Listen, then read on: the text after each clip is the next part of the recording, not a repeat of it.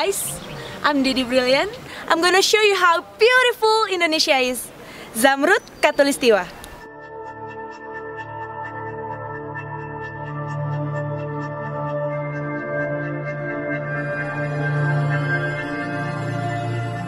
Dataran Tinggi Dieng sejatinya adalah sebuah desa kecil di Provinsi Jawa Tengah. Secara administratif, desa ini terbagi menjadi Dieng Kulon dan Dieng Wetan.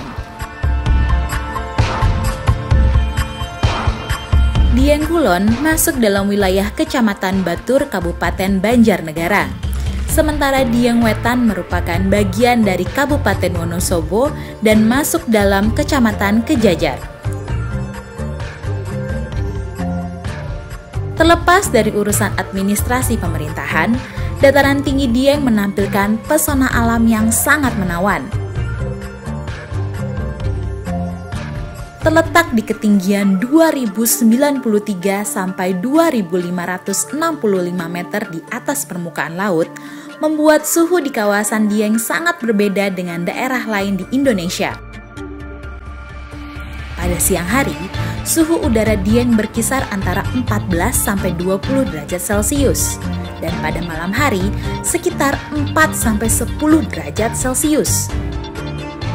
Pada waktu tertentu, saat musim kemarau di sekitar bulan Juli dan Agustus, suhu terendah bisa mencapai 0 derajat. Dan memunculkan embun beku yang oleh penduduk setempat disebut bun upas atau embun racun, karena menyebabkan kerusakan pada tanaman pertanian. Fenomena 0 derajat Celcius ini hanya bisa kita temukan di Dataran Tinggi Dieng.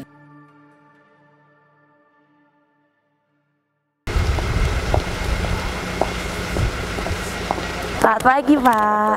Kalau tiket harga berapa, Pak? Tiketnya per orang 10.000 untuk ke objek ke Kompleks Candi Arjuna dan Kawaskita. Oke, saya beli satu ya, Pak ya? Iya. Ya, Pak. Bukanya sampai jam berapa ini, Pak? Dari jam 7 sampai jam 5 sore. Oh, jam 5 sore udah tutup ya? Oke, terima kasih ya, Pak ya. Mari. Dingin sekali di sini. Nah, saya sudah beli satu tiket senilai Rp10.000, berlaku untuk dua kawasan, yaitu kawasan Candi Arjuna dan juga Kawasikidang. Penasaran seperti apa? Ikuti saya yuk.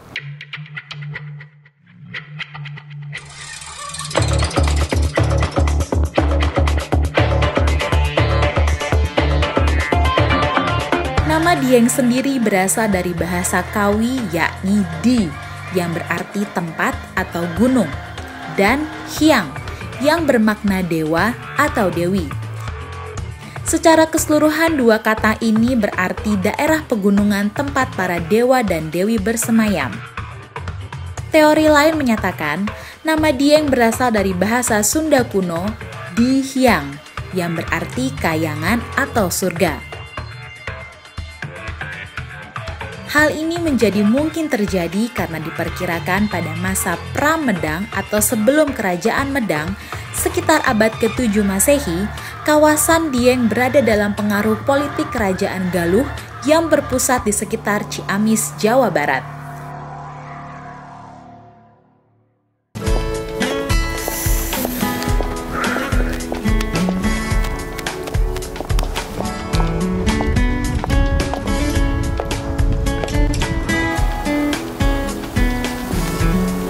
Di papan ini terdapat informasi peninggalan peradaban Hindu di Dataran Tinggi Dieng.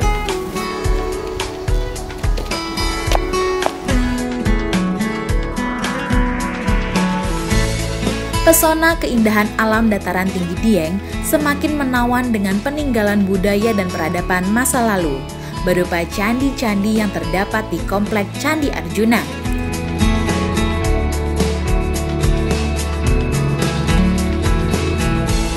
Kompleks candi ini menjadi salah satu lokasi favorit wisatawan yang datang berkunjung. Keberadaan situs berupa candi ini bukan hanya sekedar ikon wisata, namun seakan sebuah penegasan akan kejayaan peradaban masa lalu Dieng. Berdasarkan catatan sejarah yang ditemukan, candi-candi di Dataran Tinggi Dieng diyakini sebagai candi tertua yang ada di Pulau Jawa. Dibangun pada awal abad ke-8, Candi-candi Dieng bercorak Hindu dengan arsitektur yang unik dan banyak dipengaruhi kebudayaan India.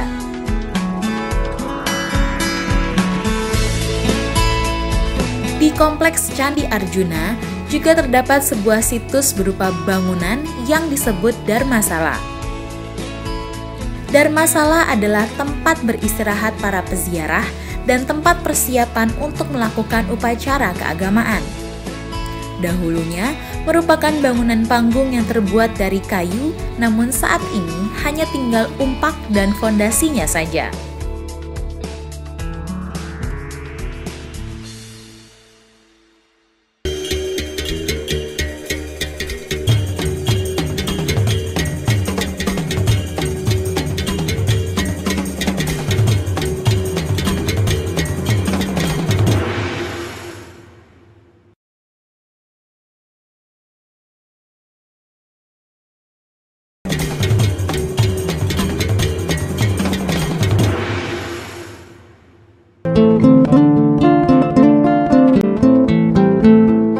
Di sebelah kanan saya terdapat tumpukan batu yang dulunya menjadi bangunan Dharmasala. Dharmasala ini dulu dijadikan tempat untuk singgah sementara para peziarah yang ingin melakukan ritual di kompleks candi.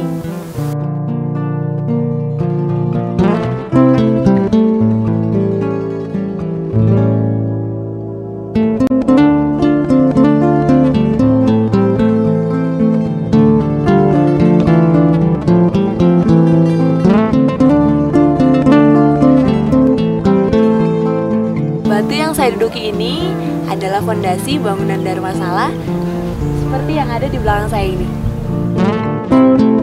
Di bagian utara Dharmasala terdapat dua sumur yang dahulunya dipergunakan para peziarah. Satu bukti bahwa Dharmasala memang secara aktif dipergunakan para peziarah yang hendak melakukan ritual keagamaan. Di bagian belakang kompleks Dharmasala terdapat dua buah sumur yang dinamakan Sendang Sedayu.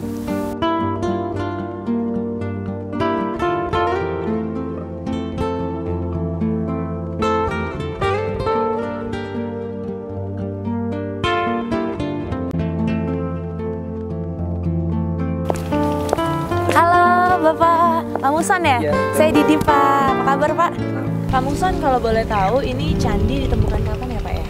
Candi-candi ini diketemukan pertama kali pada tahun 1814 oleh ahli arkeologi dari Belanda yang bernama H.C. Cornelius. Baru 42 tahun kemudian, tepatnya tahun 1856, itu diadakan penyelamatan yang kedua dengan dilakukan pengeringan lokasi ini.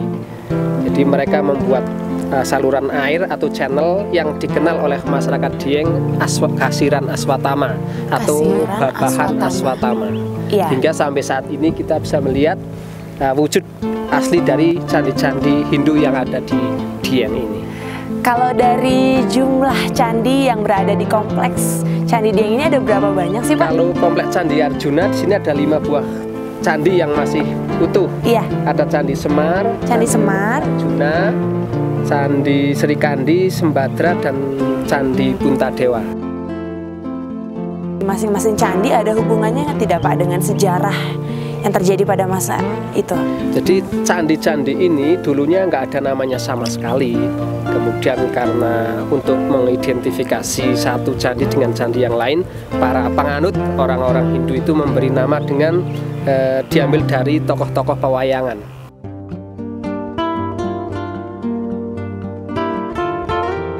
Kompleks Candi Arjuna telah beberapa kali direnovasi dan saat ini tertata dengan rapi dan bersih. Dikelilingi pohon pinus, layaknya sebuah taman nan indah dan terletak di antara ladang-ladang penduduk setempat yang sebagian besar ditanami kentang dan membuat kompleks candi ini terlihat unik. Selain 5 candi yang terletak di dalam kompleks Candi Arjuna, pengunjung juga disuguhi keindahan panorama alam yang menakjubkan, seperti menegaskan pesona Dieng yang unik dan tiada duanya. Yang paling spesial dari kompleks Candi Arjuna tentunya Silver Sunrise. Ya, Fenomena alam yang dapat disaksikan sekitar pukul 6 pagi ini banyak dinanti wisatawan yang datang berkunjung ke dataran tinggi Dieng. Bisa antar saya Pak keliling-keliling? Boleh foto-foto Pak? Boleh, Oke.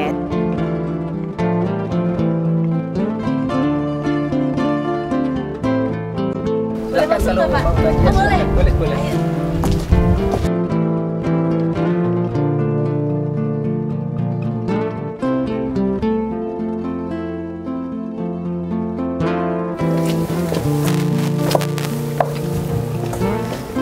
Pak Mukson, ini candi dibangun pada masa kerajaan siapa ya Pak? Kerajaan Mataram kuno. Mataram kuno, iya. Berkuasa pada saat itu adalah Rakai Kayuwangi yang bergelar Sri Maharaja Rakai Kayuwangi Dyah Lokapala. Jadi sekitar abad ke-8. Kita ke tempat lain nih Pak, yuk.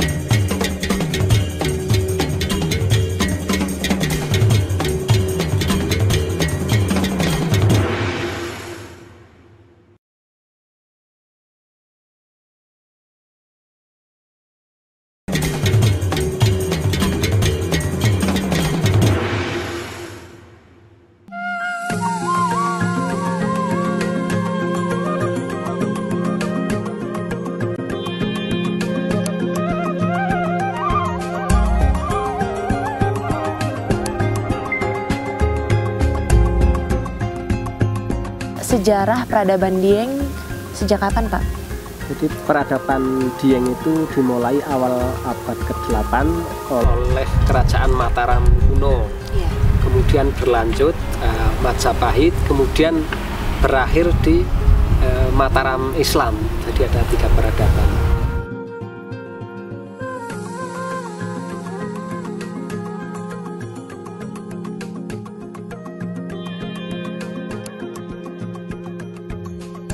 Terus Bapak tadi sempat kasih info sedikit ke saya bahwa Dieng ini sangat spesial. Kenapa Pak spesial? Betul, secara geografis Dieng itu terletak tepat di tengah Pulau Jawa. Jadi titik tengahnya itu 500 km dari Selat Bali, 500 km dari ujung kulon. Jadi Dieng itu didesain oleh para pendahulu kita ini menjadi tempat yang sangat spesial. Kalau sekarang aksesnya sendiri itu bisa tempuh dari mana Pak? Kalau Dieng bisa ditempuh dari 3 arah. Dari Kabupaten Banjarnegara lewat barat, kemudian kalau lewat timur lewat dari Kabupaten Wonosobo, dan kalau dari utara dari Kabupaten Pekalongan itu bisa masuk langsung ke dataran tinggi Dieng. Jadi untuk seluruh pengunjung sekarang aksesnya lebih mudah lagi karena ada 3 jalur ada 3 jalur utama ya untuk memasuki dataran tinggi Dieng. Oke Pak, terima kasih atas informasinya Ya, Bapak. sama-sama. Terima kasih atas kunjungannya ke dataran tinggi. Iya, sekarang saya mau ke Kawah Sikidang Pak. Oke, silakan.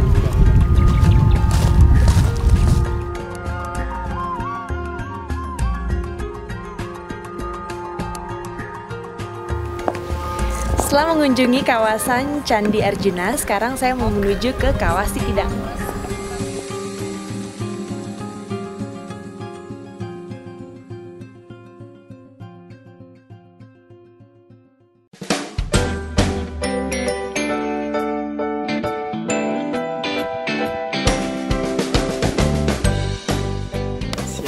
Selamat siang Pak. Ya, terima kasih Pak.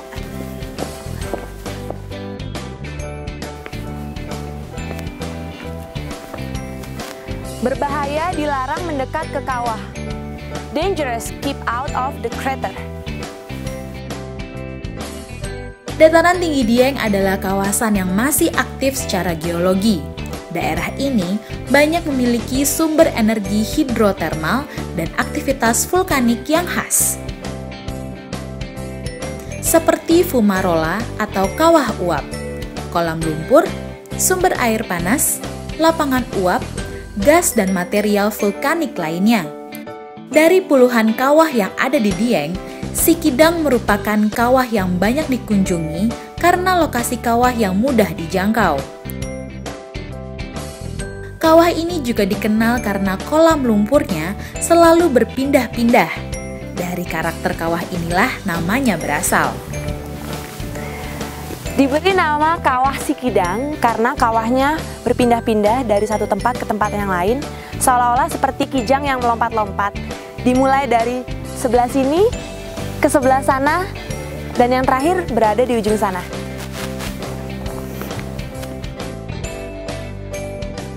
Lokasi Kawah Sikidang yang terletak di Desa Dieng Kulon menghadirkan pemandangan yang sangat berbeda dibanding daerah lain di sekitar Dieng. Terdapat dua bekas kawah yang sampai saat ini masih menyemburkan gas dan lumpur dengan kandungan belerang yang tinggi dan berbau menyengat. Selain itu juga banyak tempat yang juga masih mengeluarkan gelembung lumpur dengan intensitas yang lebih kecil. Hal ini menyebabkan areal seluas hampir 1 km persegi ini terlihat tandus, namun dengan pemandangan yang indah di setiap sudutnya.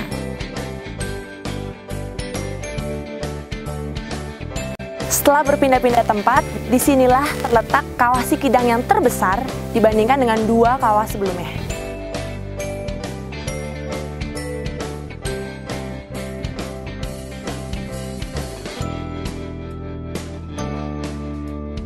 Selain kawah-kawah besar, di sekitar Kawah Sikidang juga terdapat letupan-letupan kecil yang mengandung zat yang sama. Seperti ini.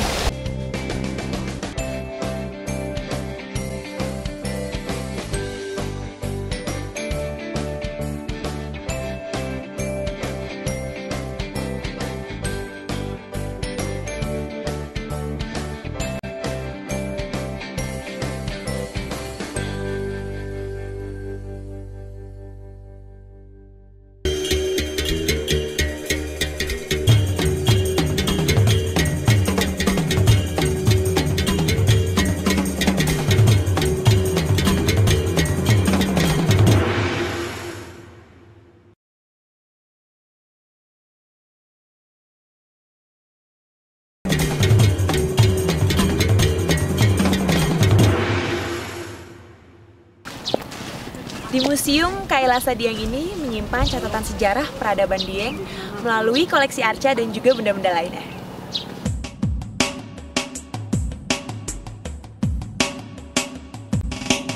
Sejarah peradaban Dieng yang tercatat dalam prasasti dan